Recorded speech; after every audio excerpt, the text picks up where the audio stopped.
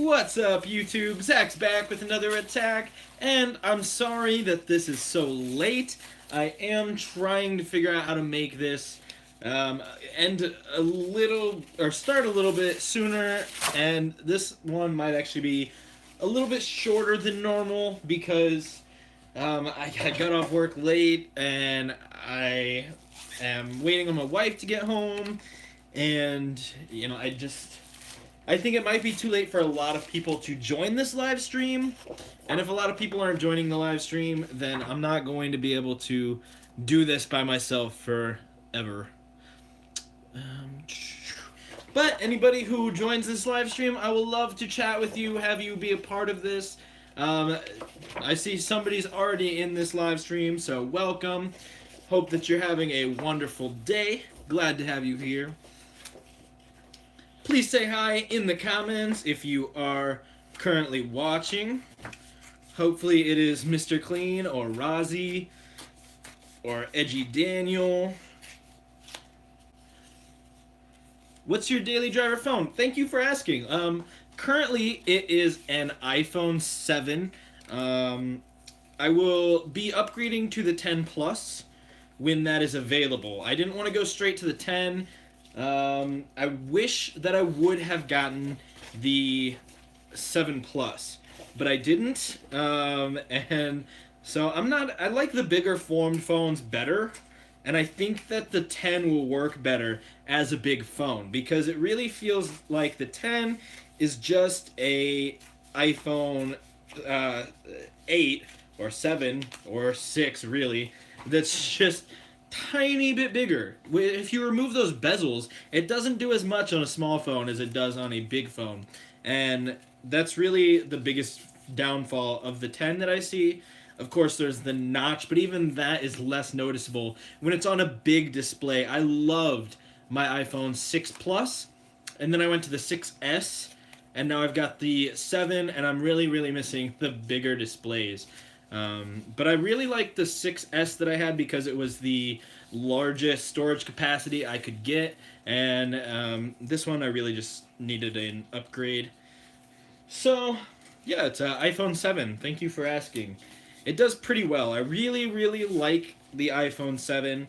Of course, it's got its downfalls. I almost would rather have a Note 8 at this point, and then upgrade to the 10 Plus whenever that comes out, as it's more than likely going to.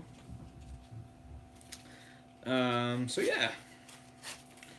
Hopefully that answered your question well. I really don't like the Pixel. The Pixel phone is the worst. If I didn't have iPhone, it would easily be the Note series. Yeah.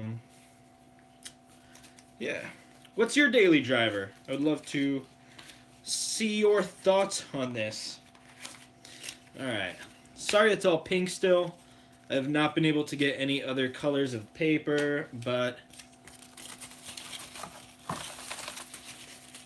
I do have these. So I'm making a subscriber chain. I believe I've got 132 subscribers right now. Obviously this is not 132 subscribers long, but I'm going to have one little chain for each subscriber. If somebody unsubscribes, I'll rip one off. If somebody subscribes, the next live stream, the next Thursday, I will add a new one on. I made these way too short. I just wasted a ton of paper. Go me. So yeah.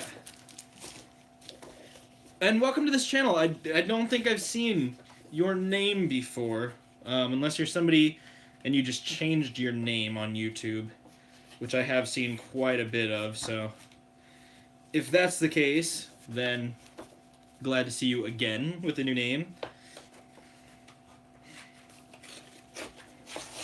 But if you are new, love having you here. Hopefully you enjoy what you see, and you will monetization policy video. Oh, that's right, that's right. Yeah, it's getting crazy. This whole YouTube atmosphere is changing drastically, and a lot of people just don't know how to handle it. I think it's actually a good thing at the end of the day. A lot of people are not going to like that I said that because it does affect a lot of people. It really hurts many creators, smaller creators, way more than the big ones. The big ones it barely affects. They make more money probably out of this. But you know who else makes more money out of this? YouTube. And if YouTube makes money, it's possible for us to make money. Is it better for them to make it harder to get money or for them to make it impossible to get money? That's where I'm at. So happy advertisers means happy YouTube, which means happy us when we get to that threshold to where we can make money. And it kind of weeds out the people who aren't serious about this. I would do this for free forever. And I think that's what makes content creators put out content that's good. Because if you're trying to do this to get a lot of money, then you're going to show a dead body on camera and you're going to be Logan Paul. I mean, I'm not trying to cause controversy by saying that. I'm just saying there's a lot of evidence that he's trying to be the biggest, best YouTuber that everyone knows, a household name.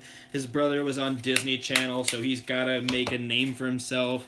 He did all this crazy stuff with The Rock, and then he's had multiple controversies. This is the biggest one, of course, but at the end of the day, you gotta love what you're doing because you love doing it. Not because you're trying to make money, not because you're trying to be the best. You gotta have something to say, and you gotta love doing it just for the sake of doing it. And that's where I'm at. I mean, this is a little bit silly, but I love doing it because I love being able to have people watching my videos. I love being able to discuss things, speak my mind. I love being able to create content that I enjoy. That's my number one thing. There wasn't a channel on YouTube that completely encapsulated what the kind of channel I would love to see on YouTube.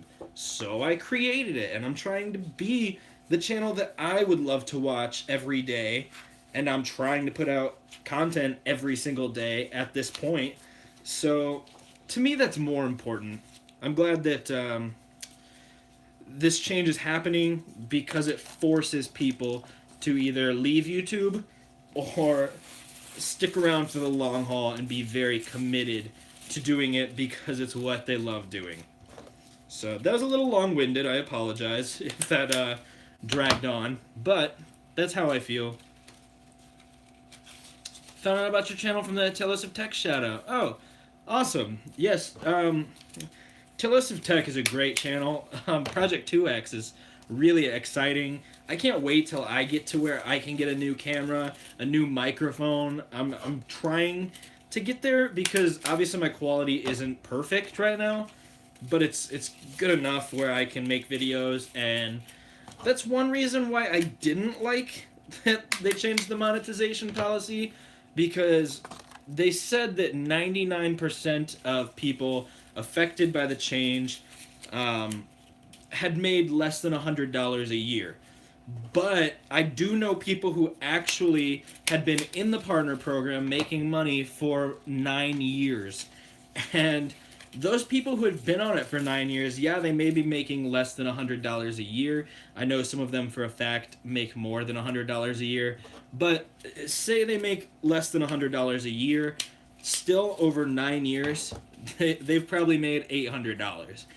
Because $100 in a year, that might be true 99%, but I have a feeling the number is less when you do 13 months instead of 12. So if these people are almost getting $100 a year, then they're still losing $800 over the course of their channel. And you know, if I don't get 1,000 subscribers and 4,000 hours of watch time in 9 years, then I'm losing out on $800 of income. That can buy a really nice camera. That can buy a really nice microphone that I can use to improve my channel so that people are more likely to hit that subscribe button and watch my content more often, to where I can get, I think they should give a longer grace period. Yeah, I agree. I'm really curious, do you make content, DG? If there's a different name you want me to call you by, let me know. I'm totally down for that, but right now I'll just have to call you DG. Yeah, I'm curious if you make content. Yes, a tech channel. Okay. I will check out your stuff after this stream, definitely, DG. Because I'm always curious to see what other things people are doing. Rozzy is a big supporter of Telos of Tech, and I really enjoy his stuff. Um, Even though it's a little bit short for me, I'm a fan of a little bit longer content. Um, so, but I will definitely check out your channel. I think the grace period should have been longer for sure, but at the same time, most people, no matter how long the grace period are, I don't think they're gonna reach that threshold. And if they do reach that threshold, even if it's not in the 30 days, if they reach that threshold in 90 days, right after that 90 days, YouTube can reevaluate them and get them back into the partner program. So there may be a little bit of a gap, but if you're close enough that you can do it in 30 days, then that's good. If it's going to take you 35 days, then what's 5 days of income? If it's going to take you 90 days, then 60 days of income, yeah, that's kind of bad if you're making a decent amount, but at the end of the day, I think that there's not really a number they could have put where everyone would have been happy. I would have liked to see a longer grace period. 30 days isn't much, and that's not much notice, but I'm not going to reach that in the next 30 days. So maybe I'm just saying that because of me personally not being able to reach that in 30 days. And if you're able to reach that in longer, but I think there's no way they would have gone to like a year or anything. And if they did, that would defeat the point that they're trying to do. Yeah, the watch time is much harder than the subs. It's really important on YouTube to make sure that your subscribers watch your content. Because I've seen channels that have 150,000 subscribers and some of their videos will only get 100 views. Or even analytically, I've seen people whose analytics say that people watch, the first 10% of their videos. So their watch time is horrible, and they get the views maybe, but they don't get people watching it for a long time. So I get where YouTube's coming from. Man, this thing's getting long very quickly. Nowhere near 123 yet, but I could jump rope with this thing. But yeah, it's very controversial. I totally think that maybe YouTube didn't go about it in the right way, but I think it'll make this advertisers happy, which in turn means that once you are able to make money, you'll be able to make money faster, you'll be able to make more money, and there'll be more ads to go around. Plus, advertisers want to know that they're spending their money and getting their money's worth. That's important with advertisers because they can spend their money on cable TV instead of YouTube. And if YouTube makes no money because all the advertisers leave, like on the Adpocalypse, then YouTube shuts down. That's the bad part, and that's the honest truth. YouTube almost had to do something like this because this advertisers are thinking there's people saying the N-word. There's people getting accused of being anti-Semitic. There's somebody showing a dead body in the thumbnail. Why would we spend our hard money on this kind of content? And they won't. And then YouTube is not going to make any money. And, I think that maybe they should have done like 400 subscribers or something, which I still wouldn't reach. So I'm not saying that because that would allow me to stay monetized. I'm just saying that because it's lower, it's a little bit more accessible if they said 400 subscribers and then they said in May it'll be 600 and then in October it'll be 800 and then in January of next year it'll be 1,000 and that's where it'll be. I think that might have been a little bit better because you can gradually grow your subscribers and make sure that you're keeping up with what they're trying to do. That might have been a little bit of a better way to go about it. And a lot of people, including me originally, said that they shouldn't kick people out of the partner program if they're already in. And, that goes back to the point of it being pointless to even make this change if they're going to do that, because, you know, it sucks. Especially if you just got into the partner program or something, or you just hit the 10,000 views that you need to be added or eligible, considered for the partner program, and now they're saying, oh, just kidding, now you need a lot more. But, I don't know. Like, I've been added in. When I first started my channel, here's the thing. When I first started my channel, it was easy to get into the partner program. You basically just said you want to be. They look at a couple of your videos, if you've got some up, and they say, sure, why not? And it was really easy. Almost anyone could get into the partner program immediately after starting their channel. Then, a few months into my channel, have any of your videos gotten demonetized? Absolutely, a lot of them. Most of them. And then many of them have become remonetized. So, you know, a lot of it's waiting and putting in a claim saying that it is appropriate. But I have dealt with a lot of demonetization, just like I think everybody has. And I think that this change will help that a lot. Even though for most people it's now going to mean that every video is technically demonetized, because they're not going to have ads if you have less than 1,000 subscribers and 4,000 hours of watch time in the last year. But shortly after I got into the partner program the first time, they upped it to where you needed 10,000 views. So I was kicked out of the partner program. And then I worked my butt off to get 10,000 views across all my videos. Finally, I was added back into the partner program, making more money. Now I've made just under $19, that's nothing, on YouTube, and they are doing this. So I'm going to be kicked out of the partner program once again. So trust me, I get it. It sucks to be kicked out. It's happened to me twice now. And the point is, if you're serious about YouTube, if you love doing it for what it is, then keep going. Don't let this stop you. Let it motivate you to keep making videos, to make better videos, to figure out what your audience likes and what gets people to subscribe, what gets people to watch long term. If you're watching this right now, I appreciate it, because this isn't why I'm doing this, but I can't help but think that this is going to increase my hours of watch time. I've been doing this live stream for almost 18 minutes. So, you know, if somebody watches, you know, if 5 people watch a 20-minute live stream, that's an hour of watch time in one video. So, live streams are important, you would think, to getting back to be monetized. Like I said, that's not why I'm doing this. I was doing Thursday live streams before any of this went down, and I just think that it's good to be able to talk to people in real time. Everybody can make a video and say, leave a comment, let me know what you think, and most of them don't reply to any comments. Half of them probably don't even read comments, and I think live streams are just great because I've got a small enough audience that I can still talk to everybody. Monetization helps with the motivation. It definitely does. And when I first read the news, I was hardcore beating myself up.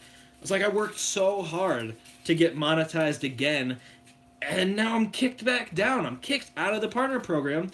But, you know, the point is, when I get back into the monetization, I'm going to be able to get it that much quicker. I'll have people who are watching my videos enough to get 4,000 hours of watch time in the last year, and you know, you'll have 1,000 subscribers worth of people who are hopefully dedicated to your channel and able to watch a lot of your stuff.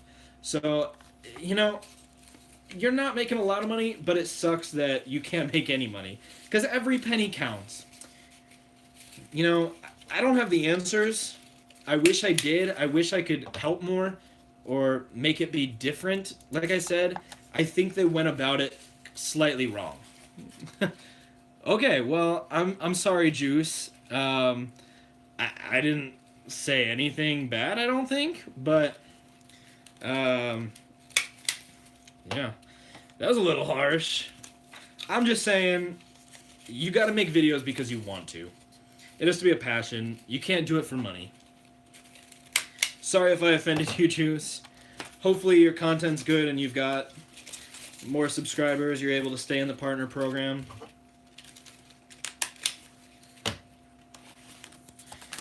And hopefully you like some of my content, even if you don't like what I'm saying now, so that I can add you to this chain. You might be one of those people who found me through the Boogie2988 video. Lee Lizzo, what's up, man? I'm so glad that you're able to watch this live stream. When I sent that comment yesterday, I was really hoping that you'd be able to make one. Everybody, if you have not seen this guy's channel, go check it out. Lee Lizzo. He's really, really good. I love watching all of his content. He's got an issue with his phone, where the audio only comes out through the left side, I think. But he's getting that fixed very soon here, hopefully. And if you can put up with that, set your phone to mono or something if you're watching it on a phone, or just use speakers to where you won't notice it as much. And it's very funny, very good. If you like short form comedy, he's great with that. He does a funny face every week, and that's just, I love it. It's goofy comedy that I can relate to, and it's fun to watch. And you gotta support each other on YouTube. It's like the music industry. Everyone fights for shelf space when they should be trying to boost each other up. There's unlimited shelf space. If people are selling, stores are gonna sell it. And that's the thing. If everybody on YouTube was selling, if advertisers were happy, this wouldn't have happened. But people are beating each other up. People are trying to tear each other down, thinking that there can only be one on YouTube, and that's not the case. There's not one best person on YouTube. There's a million creators. There's a lot of millions of creators. And look, this chain is symbolic of that. Like, I'm here because of you guys. I get that I only have 132, I think, subscribers. I get that. But, if I didn't have 132 subscribers, I wouldn't even be here. I appreciate everyone who is a part of this YouTube journey and watches anything I do, likes anything I do, because honestly, that's what it's about. How am I streaming? What equipment am I using? Is that what you're asking, DG? If that's what you're asking, I am currently just using my iPhone and the YouTube app. I have very good internet at my house. It's not necessarily cheap, but I have good internet. It's fiber optics, and it makes my Wi-Fi really good, so I'm able to just set up my phone on the YouTube app and live stream directly from that. Hopefully there's not a ton of lag or anything like that.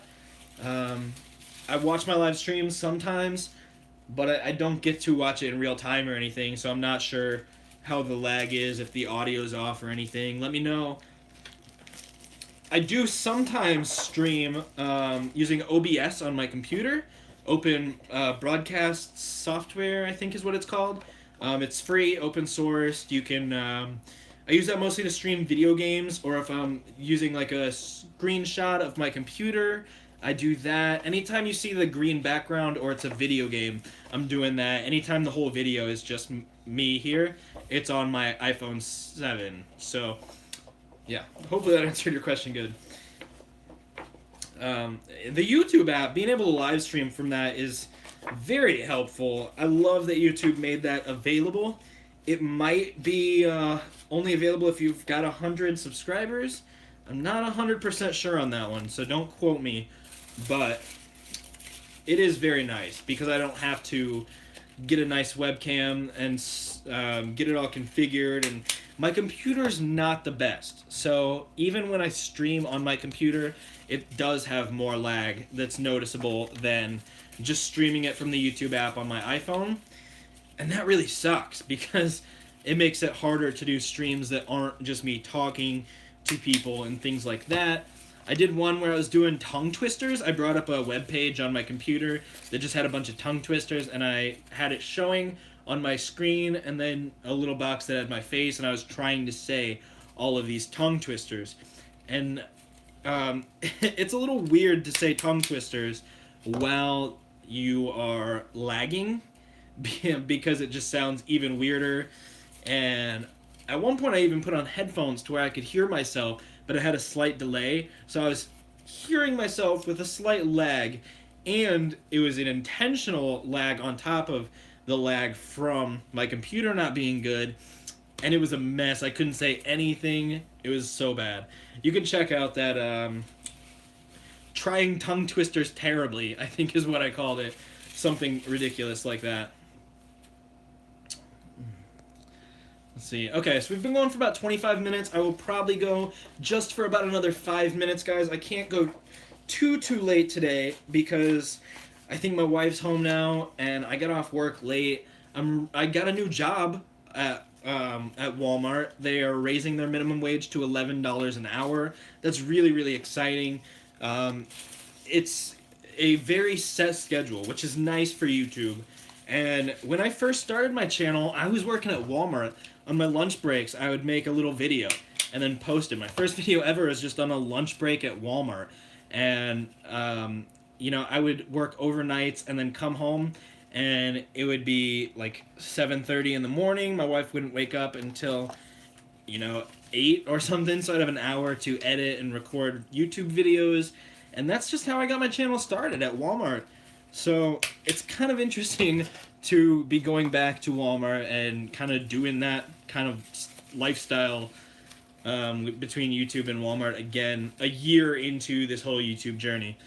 But hopefully it goes well. I think having a more set schedule than serving will be very good for the channel and for me, because serving, your schedule is never consistent. They're telling you to do this, do that. If there's still people at the restaurant. My dream camera, well, I think a lot of people have the same dream camera. The,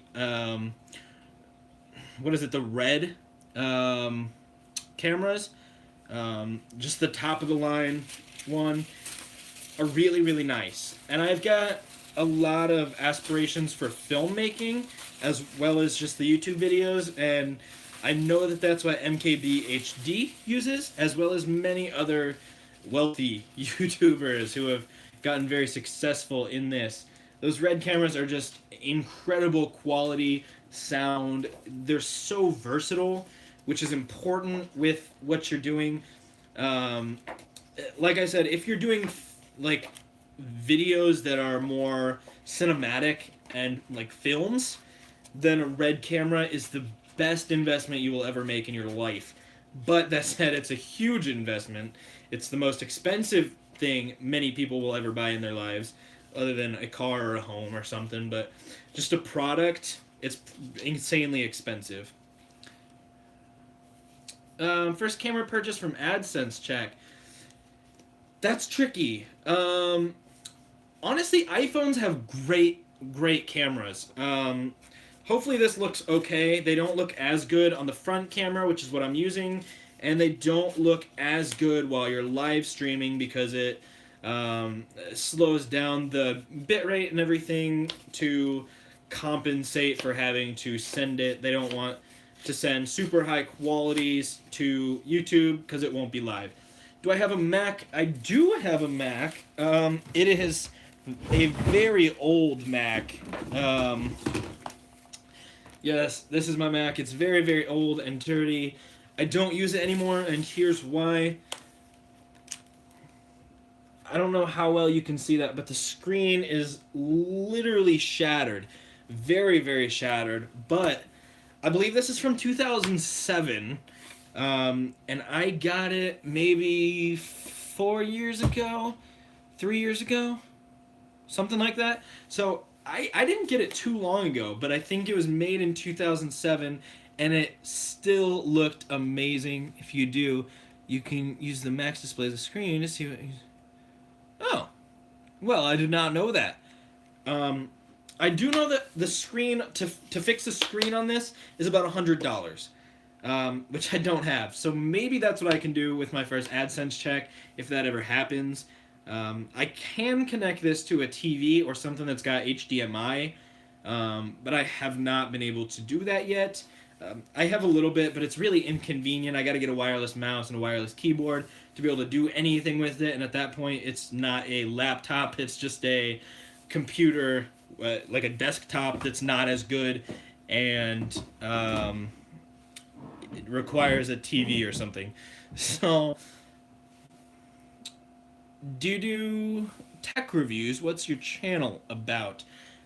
I have done some tech reviews. I'm doing my review of my Google Home Mini very soon. I had two of them. I ended up getting rid of one, so I've just got one now, and I use it frequently. I have not had as many problems with it as Taylor Swift Tech has. I don't know if you listen to his podcast or anything, but I know he's had several issues with it, and it's a little weird for him. But I have not had any issues with it like that.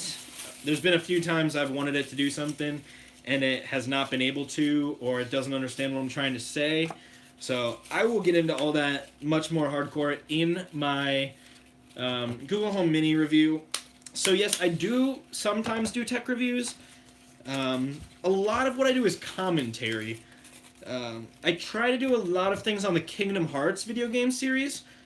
If you've watched any of my videos recently, I've got an intro that involves Kingdom Hearts, and that's my favorite game series. The Kingdom Hearts 3 is one of the most highly anticipated games of 2018, which it's been confirmed to come out in 2018. So I do a decent amount of content on that, but mostly I would say it's commentary on different things. I did a video on Trump and his views on marijuana and how they're conflicting upon what he said in his when he was running for president versus now he is president. His views have changed on marijuana.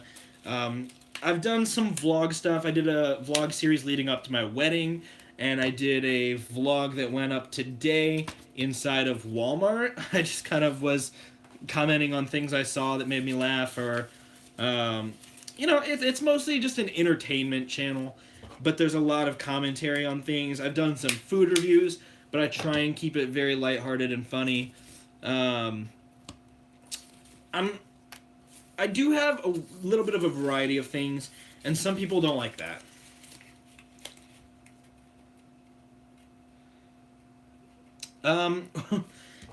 I have heard that, but I know that many of my videos have made decent money. Most of the $19 that I've made has been from one video that blew up. It was about Boogie2988's divorce. And once again, I just did a little bit of commentary on that, how I felt about it, what it was making me feel, how I thought. And I know that made a ton of money. And to be honest, I think everybody's channel, not everybody, but all the small creators are technically blacklisted from being monetized anyway. So until I reach 1,000 subscribers and 4,000 hours of view time in the last year, I'm just gonna not stop posting political stuff. But I really don't post much political stuff anyway. I'm not trying to say that that's what my channel is, because it was less about political stuff and more about marijuana's legalization,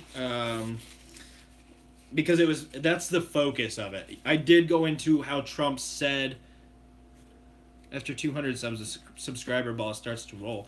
I heard that a lot about 100 subscribers, and it is a little bit.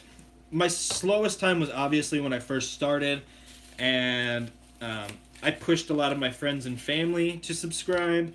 And some of them did, some of them didn't. Many of them actually don't even have YouTube channels to where they are able to, or YouTube accounts, so they can subscribe.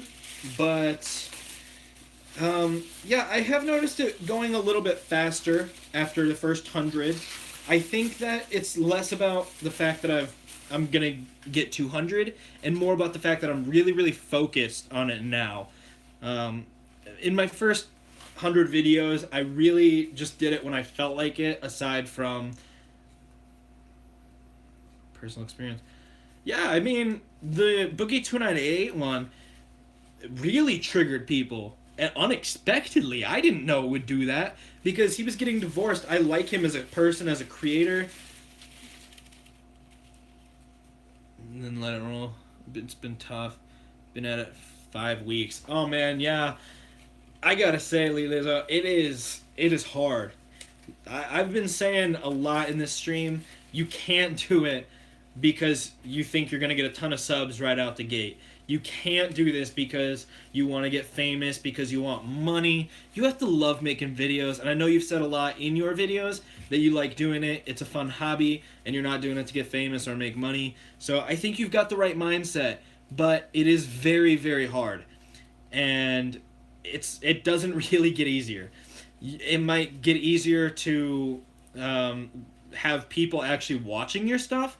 When I first started, many of my videos had 0 views for a long time. I could go, 3 weeks after I posted a video, I could have 0 views or 1 view because I watched it out of pity for myself. So, like, you got to be able to see that. You have to treat it like a business for it to grow. It is a business, yeah. If you ever want to make money, then this is a business. And yes, it's a hobby, but you also have to treat it like a job. And I don't know if you even should treat it like a business because there's a lot of politics within business and stuff, but you got to treat it like a job because it takes a lot of time. It's the best hobby out there. It is. And it takes more time than any hobby out there. It takes more commitment. If you just stop for a few months, it's going to hurt you a lot.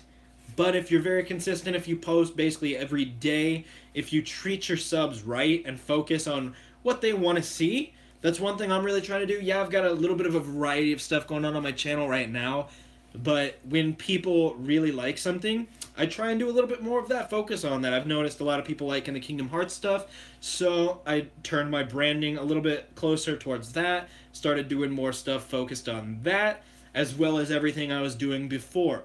So stay true to yourself. I'm not saying change what you're doing because of your subscribers, your viewers, your fans, if you will, but if you watched my last live stream, you know I don't really like calling people fans.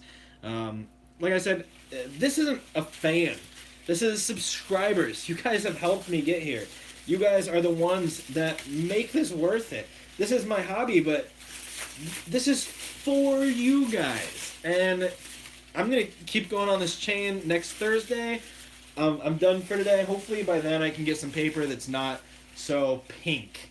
I don't necessarily just want an all pink subscriber chain in my background, but I do gotta say, guys, just real quick before I go, I appreciate everyone who's supported me, everyone who has watched me and helped this hobby be something that feels worthwhile. Whether I'm making money or not, it's not about the money. It's about doing things that you guys enjoy. It's about doing things that people think are worth watching. It's about doing things that I enjoy making. And yes, it's about being you. It's about doing something that's fun. And that's great. You can't let it get bigger than that. But it's also good to have a sense of the business side of it, the job side of it, what you need to do to grow, but also what you need to do to make people love watching it without it becoming a chore. As soon as it becomes a chore, get off YouTube. Take a break if you need to, or just quit, because if it's a chore to do this, you're never going to grow. It comes across in your videos, and nobody wants to watch somebody work, It should be a job, but it shouldn't come across or feel like a job. It should be the best thing you've ever done. And if it's not, it's the wrong thing for you. So definitely check out Lee Lizzo. He's great. I will see you later, DG, and I will check out your channel. Thank you for watching. If this is your first live stream, which I think it might be, because like I said, I haven't seen your name in a live stream before, but I do remember you commenting on that other video. So thank you. I'm getting a sore throat from talking so much, and I didn't bring in any water this time because I just got off work and I'm just trying to get this live stream, get a little bit of a conversation going with you guys. So thank you so much for watching, everybody. I'm Zach. Don't you do crack, and I will catch you in the future. Bye.